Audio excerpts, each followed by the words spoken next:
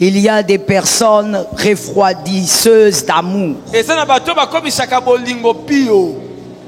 Lorsque vous les rencontrez, la vie devient froide.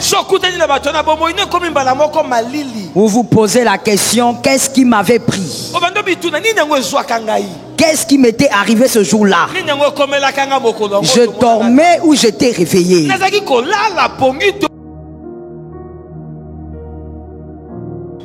Le Seigneur ne bénit pas les hommes par rapport à nous. Dieu est libre de bénir qui il veut. Nous sommes dans les 20 éléments qui ont la capacité de refroidir l'amour. Nous sommes dans Famille Glorieuse. Les 20 éléments qui ont la capacité de refroidir l'amour dans le mariage. On ne parle pas du copinage ici. Les relations ampériques. Nous parlons du mariage. Voilà. Tu fais 12 ans de fiançailles, tu dis c'est les fiançailles. Ce ne sont pas les fiançailles, c'est une relation ampérique. Une relation qui va t'amener en enfer. Dans le mariage, il y a des choses qui refroidissent l'amour. Oui, l'amour peut devenir froid. Et si on ne sait pas le rallumer, on vit dans une froideur jusqu'à la déchéance totale. Le premier élément qui refroidit l'amour dans le mariage, c'était un partenaire tueur de vision. Merci madame, c'est madame qui a répondu. Un partenaire tueur de vision. On vient dans un culte pour apprendre et pour écrire. Normalement ça doit rester. Un partenaire tueur de vision. Oh God, je pensais à quelque chose. Des fois nous venons au culte mais nous ne réalisons pas que nous sommes là pour l'aiguisement. On vient chauffer les chaises mais on ne chauffe pas nos intelligences. Je me rappelle je vais les appeler, un couple. Hein? Daddy m'a parlé d'un couple et puis il me dit ils veulent qu'on parle avec eux. Mais Daddy me dit mais attends, cet homme il est le seul à ne pas voir que cette femme va détruire sa vie. Alors qu'on vient au culte et on enseigne et la personne est là, mais tu amènes quelqu'un qui est tueur de vision. Donc en réalité tu viens au culte pour que Daddy te voie. Mais tu viens pas parce que tu veux capter quelque chose dans ton intelligence. Comment avec tous les enseignements que tu entends, mais tu peux quand même aller chercher un tueur de vision pour ta vie.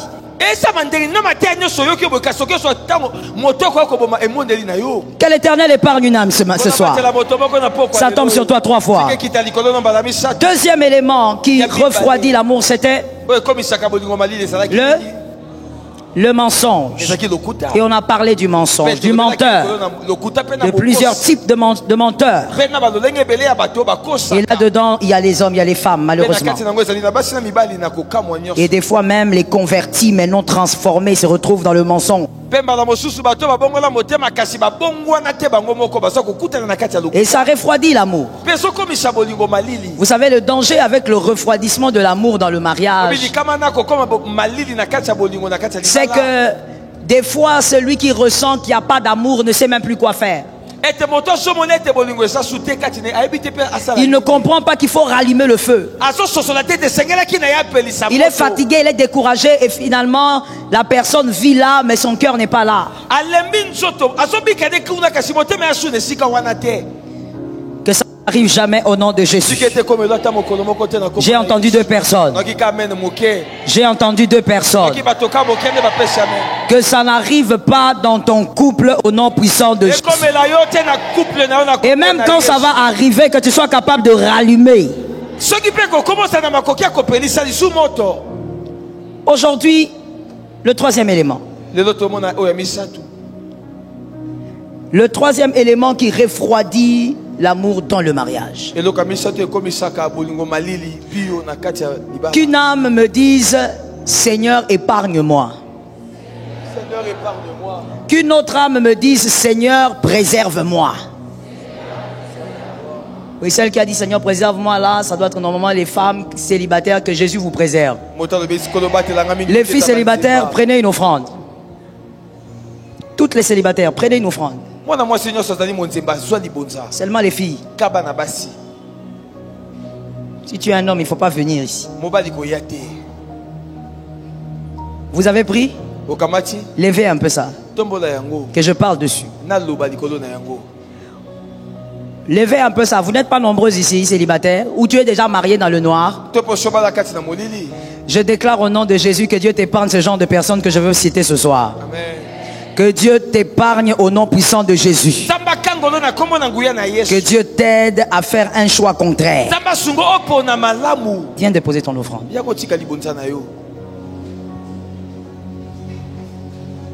Il y a des personnes refroidisseuses d'amour. Lorsque vous les rencontrez, la vie devient froide. Vous vous posez la question, qu'est-ce qui m'avait pris? Qu'est-ce qui m'était arrivé ce jour-là? Je dormais ou j'étais réveillé?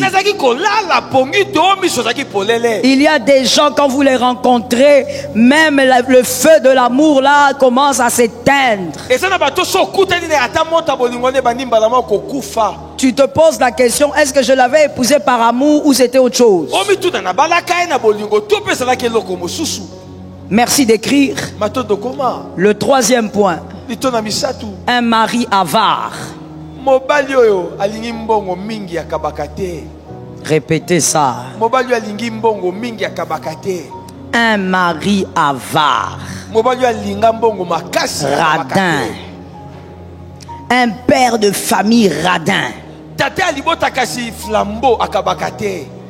Un homme avare, au fait, hein.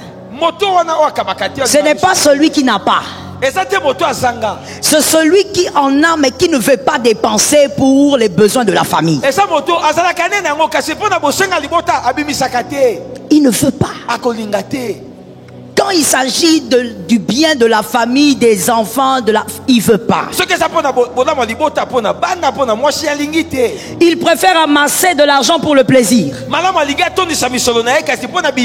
Il y a des gens comme ça. On en parlera peut-être vendredi prochain, si Jésus nous prête vie. Il y a des gens qui préfèrent amasser, des hommes, puisqu'on parle du mari avare. Il ne dépense pas pour le bon fonctionnement de la famille. D'ailleurs, il ne pense pas que c'est sa responsabilité. Donc, il préfère au moins garder tout ce qu'il amasse. Et il donne des miettes à la famille. Il va avoir un $100, il donne à la famille 500 francs. Il dit à sa femme, débrouille-toi. Tu sais pas que c'est difficile maintenant le Congo. La Covid. La Covid est entrée dans ma poche. Au nom de Jésus, que la Covid n'entre pas dans ta poche. Ça tombe sur toi 3 fois. La parole prophétique est toujours gratuite. Que la Covid n'entre pas dans ta poche au nom de Jésus. Non, vous voyez la crise économique, tu n'es pas concerné. Je suis d'accord avec toi. Tu n'es pas concerné. Il y a la crise économique, mais toi tu es un élu. Toi tu es un enfant de Dieu. Oh, je disais que tu étais un élu. L'Éternel veille sur toi, il veille sur tes pas. D'ailleurs, je prophétise au nom de Jésus, cette année fonctionne comme celui qui est en dehors de la Covid. Que ta maison fonctionne comme celle qui est en dehors de la Covid. Que ta famille fonctionne comme celle qui est en dehors de la Covid. Merci à vous d'avoir suivi la vidéo jusqu'à la fin. Sachez constamment et c'est très important que la construction d'une famille stable est basée sur les fondements solides et des valeurs chrétiennes. Donc les principes bibliques nous guident dans l'édification d'un foyer solide et harmonieux. Ok? Donc la parole de Dieu est notre guide infaillible dans tous les aspects de la vie, y compris la construction d'une famille stable. Le foyer doit avoir une fondation solide. Donc dans Matthieu 7 chapitre 20, dans Matthieu chapitre 7 le verset 24 à 25, la Bible dit: c'est pourquoi quiconque entend ces paroles que je dis et les met en pratique sera semblable à un homme prudent qui a bâti sa maison sur le roc. La pluie est tombée, les torrents sont venus, les vents ont soufflé et se sont jetés contre cette maison. Elle n'est point tombée parce qu'elle est fondée sur le roc. Donc, construire notre foyer sur les enseignements de Jésus est essentiel pour assurer sa stabilité et sa résilience face aux tempêtes de la vie. Nous devons aussi cultiver des valeurs familiales. Ok? Donc, dans le livre de Proverbes chapitre 22, le verset 6, la parole déclare: instruis l'enfant selon la voie qu'il doit suivre, et quand il sera vieux, il ne s'en détournera pas. Donc, en enseignant à nos enfants la voie du Seigneur, nous établissons, autant pour moi, des valeurs familiales solides qui les guideront tout au long de leur existence, tout au long de leur vie. Et donc, l'autre chose est de prioriser les relations. Donc, Colossiens chapitre 3, le verset 13 à 14, la Bible déclare que supportez-vous les uns les autres, et si l'un a sujet de se plaindre de l'autre, pardonnez-vous réciproquement. Ok? De même que Christ vous a pardonné, pardonnez-vous aussi. Mais par-dessus toutes ces choses, revêtez-vous de la charité qui est le lien de la perfection.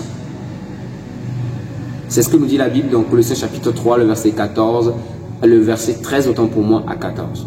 Donc, l'amour et le pardon mutuel sont essentiels pour maintenir des relations saines et harmonieuses au sein de la famille. Ok? Une des dernières choses, c'est de gérer les conflits avec sagesse. Parce que dans le foyer, il y aura forcément quelque chose qui va se passer. Il y aura forcément un conflit. Il y aura forcément quelque chose de mal qui va y arriver. Mais gérer les conflits avec sagesse. Comme Proverbe chapitre 15, le verset 1 nous a dit: la réponse douce calme la fureur, mais la parole dure excite la colère. Apprendre à communiquer avec douceur et à rechercher la réconciliation est crucial pour résoudre les conflits familiaux de manière constructive. Donc, en conclusion pour cette vidéo, je pourrais dire, en construisant nos foyers sur les fondements de la parole de Dieu, en cultivant des valeurs familiales chrétiennes et en mettant l'amour et le pardon au cœur de nos relations, qu'est-ce qui va se passer? Nous pouvons bâtir des familles stables et durables qui honorent le Seigneur dans tout ce qu'elles font. Alors, merci encore de nous avoir suivis dans cette vidéo pour la construction d'une famille stable. Que Dieu vous bénisse et vous guide dans votre foyer conjugal.